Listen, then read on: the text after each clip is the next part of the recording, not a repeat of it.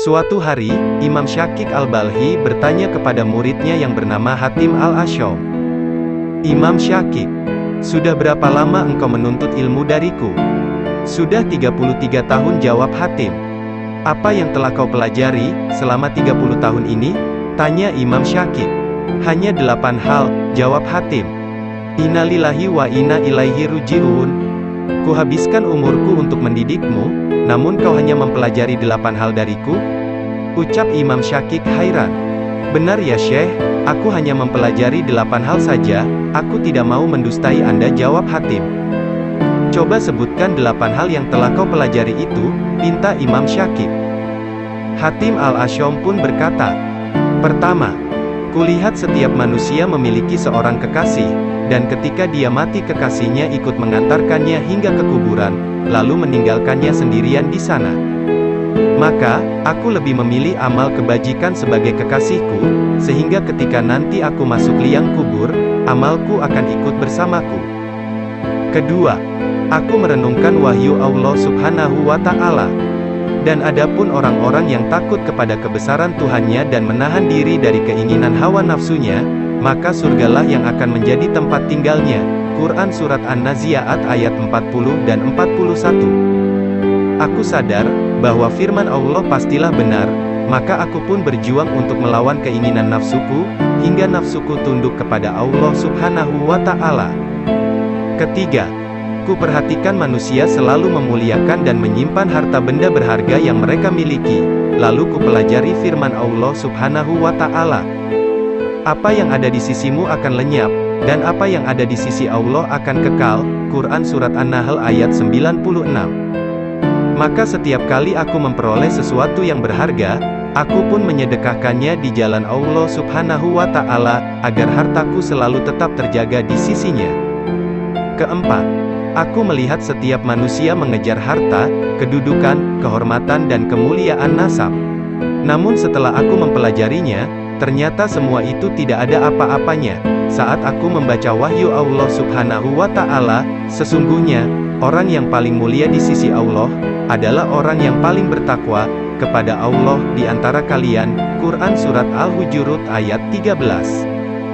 Karena itulah, aku pun beramal untuk mewujudkan takwa, agar aku memperoleh kedudukan yang mulia di sisi Allah Subhanahu wa Ta'ala. Kelima, aku melihat manusia saling mencela dan melaknat, dan sumber semua itu adalah hasad, kedengkian. Lalu aku mempelajari wahyu Allah Subhanahu wa Ta'ala. Kami telah membagikan untuk penghidupan mereka di alam dunia. Quran Surat Az-Zukhruf ayat 32. Aku pun sadar bahwa semuanya telah dibagi oleh Allah Subhanahu wa Ta'ala. Maka aku tinggalkan sifat hasad, dengki, kujauhi manusia, dan aku tidak bermusuhan dengan seorang pun. Keenam, kulihat manusia saling menganiaya dan saling membunuh, padahal Allah Subhanahu wa Ta'ala berfirman, "Sesungguhnya syaitan itu adalah musuh bagimu, maka jadikanlah ia sebagai musuhmu." Quran Surat Al-Fatir ayat 6. Oleh sebab itu, kutinggalkan permusuhan dengan manusia dan kujadikan setaan sebagai satu-satunya musuhku. Aku selalu mewaspadainya dengan sekuat tenaga, sebab Allah Subhanahu wa Ta'ala sendiri yang telah menjadikan setan sebagai musuhku. Ketujuh, aku melihat setiap orang hanya demi sepotong roti, harta, mereka rela menghinakan diri mereka sendiri dengan melakukan hal-hal yang diharamkan oleh Allah Subhanahu wa Ta'ala.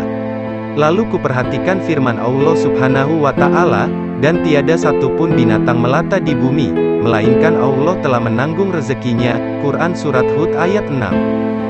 Aku sadar bahwa diriku adalah salah satu dari yang melata itu, dan Allah Subhanahu wa Ta'ala telah menjamin rezekiku.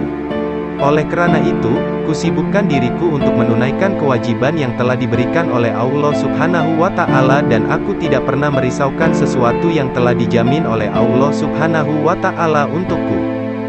Kedelapan, aku melihat semua orang bergantung kepada makhluk Allah Subhanahu wa Ta'ala. Ada yang bergantung kepada ladangnya, bergantung kepada perniagaannya, bergantung kepada pekerjaannya, dan bergantung kepada kesehatan jasmaninya. Aku pun kembali kepada firman Allah. Dan barang siapa yang bertawakal kepada Allah, maka Allah akan mencukupkan segala keperluannya. Quran Surat At-Tolak ayat 3. Oleh karena itulah, aku pun bertawakal, bergantung kepada Allah Subhanahu wa Ta'ala yang Maha Perkasa dan Maha Agung, dan Allah Subhanahu wa Ta'ala pun mencukupi semua keperluanku. Mendengar jawaban dari Hatim al-Asyam, Imam Syakik al-Balhi berkata, "Wahai Hatim, semoga Allah memberimu taufik. Aku telah mempelajari Zabur, Taurat, Injil dan Al-Quran.